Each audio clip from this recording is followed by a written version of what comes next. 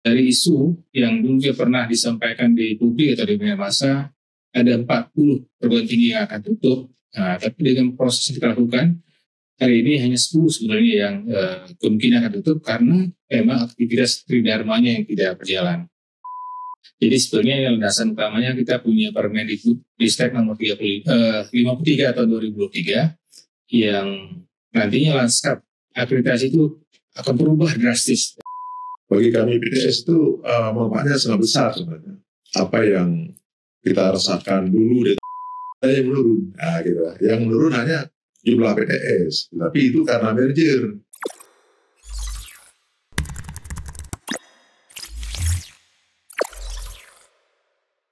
Assalamualaikum warahmatullahi wabarakatuh. Selamat siang Bapak Rakan 13 LLID Podcast Habajroh LLID. Pada kesempatan ini merupakan sebagai podcast pada episode yang perdana.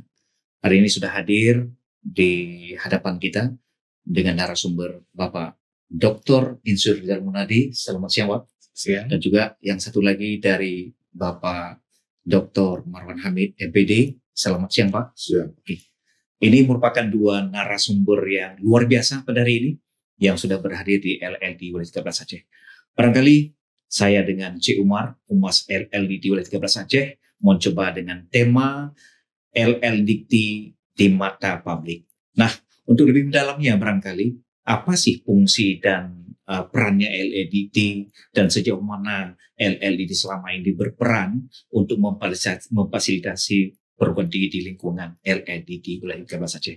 Hadir di hadapan kita, ini barangkali dengan Bapak Rizal Munadi yang sudah hadir di hadapan kita, barangkali bisa Bapak menceritakan dan memberikan kepada publik Rakan 13 dari podcast Habajroh L13, apa saja sih yang menjadi peran fungsinya LLD di Wilayah 13 Aceh kepada publik. Baik, terima kasih Pak Ali. Secara umum ya, jadi pekerjaan kita di 13 itu memang mengikuti tusi yang kita diberikan amanah oleh Kementerian. Jadi mengacu pada Permen 35 tahun 2021 bahwa kita diminta untuk memfasilitasi untuk pendidikan tinggi di wilayah 13. Nah, di dalam tusi itu banyak yang harus kita kerjakan. Mungkin paling dominan yang terasa mungkin terkait dengan aktivitas. Ya, jadi alhamdulillah hari ini kita sudah bisa melaksanakan pendampingan, monek dan semuanya. Dan alhamdulillah dari isu yang dulu pernah disampaikan di publik atau di media massa, ada 40 perguruan tinggi yang akan tutup. Nah, tapi dengan proses yang kita lakukan, hari ini hanya 10 sebenarnya yang kemungkinan akan tutup karena memang aktivitas tridharmanya yang tidak berjalan. Jadi kami selalu memberikan yang terbaik kepada perguruan tinggi swasta, terutama yang ada di Aceh, sehingga apapun yang diperlukan ini kami siap membantu dan membuat program kegiatan yang diperlukan. Ya. Cukup luar biasa LLD dalam program selama ini dilakukan oleh pimpinan atas Bapak Dr. Rizal Munadi. Nah, lalu ini ada sebuah program yang strategis sekali yang Bapak munculkan hari ini dengan pertemuan dengan pimpinan perguruan tinggi dan yayasan. Ada ingin sebuah program untuk peningkatan lebih unggul.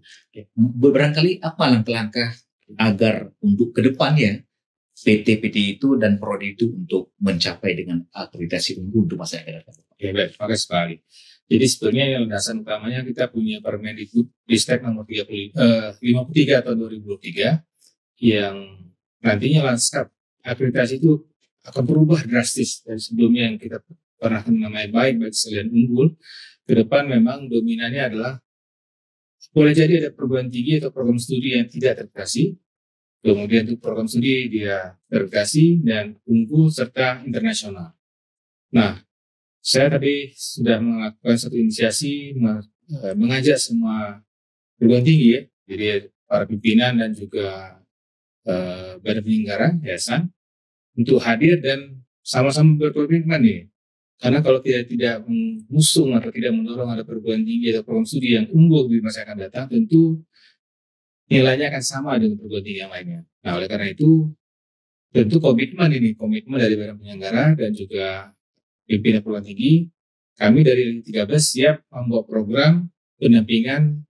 Harapannya adalah nanti banyak prodi yang akan unggul di Aceh.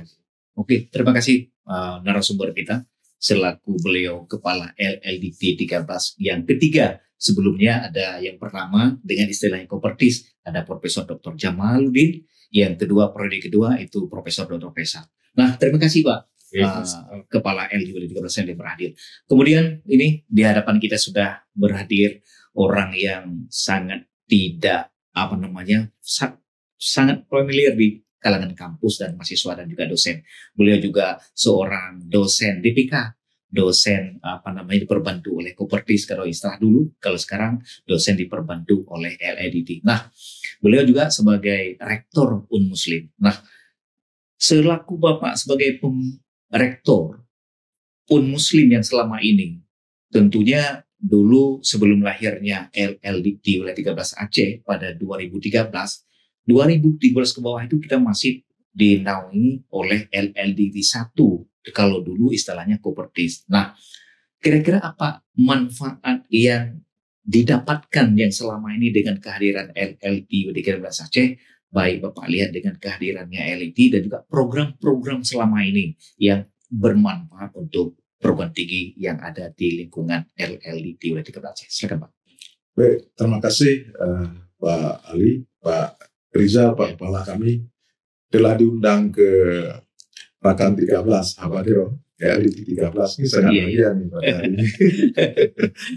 Ya, tentunya perjalanan sejarah tentang Kopertis sampai LLDT 13, dulu kita Kopertis 1 ya, LLDT 1 sampai ke 13 yang dimulai dengan Profesor Dr. Jamaluddin dulu, yang pertama, yang kedua Profesor Faisal, dan yang ketiga Bapak Dr. Rizal Nadia. Terima kasih.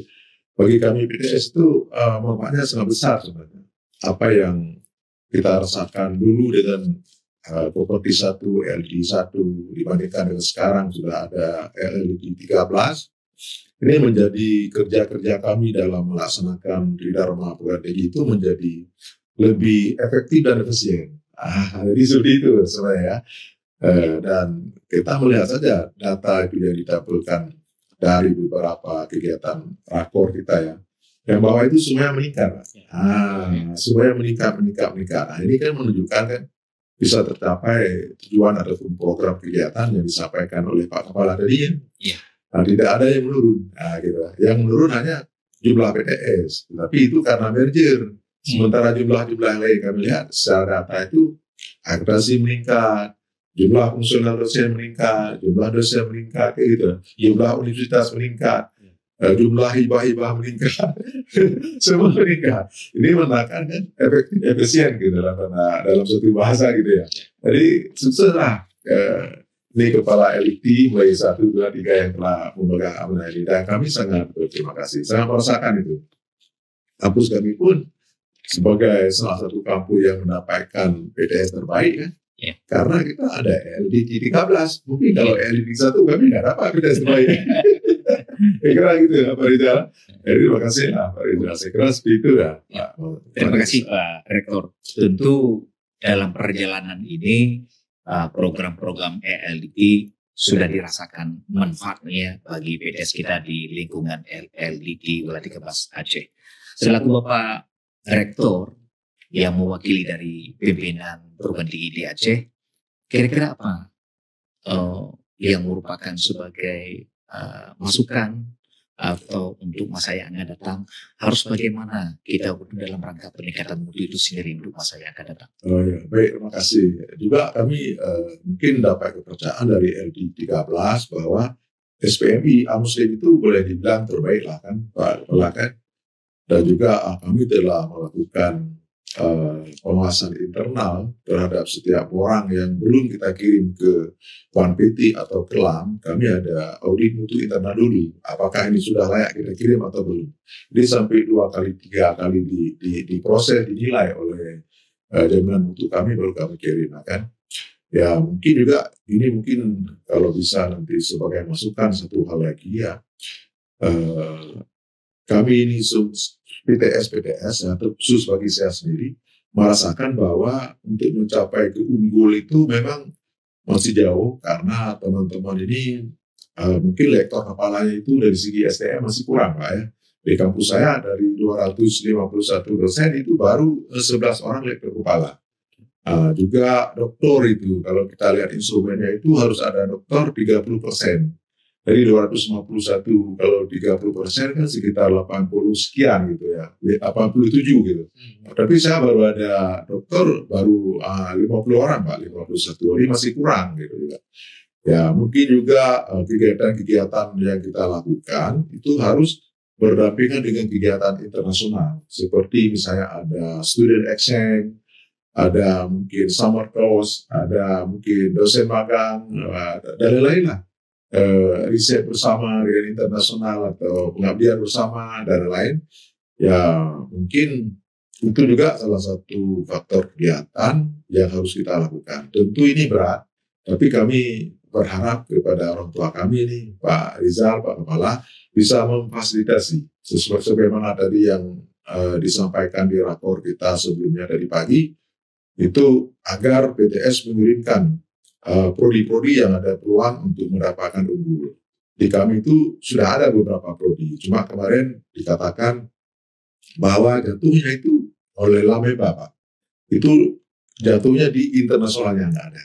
Ada lektor kepala, walaupun kurang dikit, tapi bisa ada 2. Karena saya 3 orang lektor kepala, 2 ada. Tapi jatuhnya di internasional nggak ada.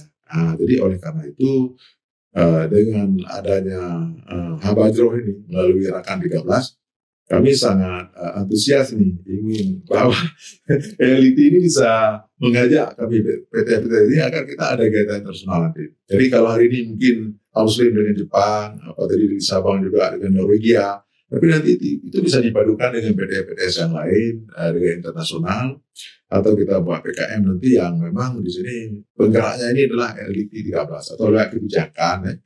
Atau nanti LIT menunjuk satu program tinggi yang bisa mengkoordinir teman-teman yang lain.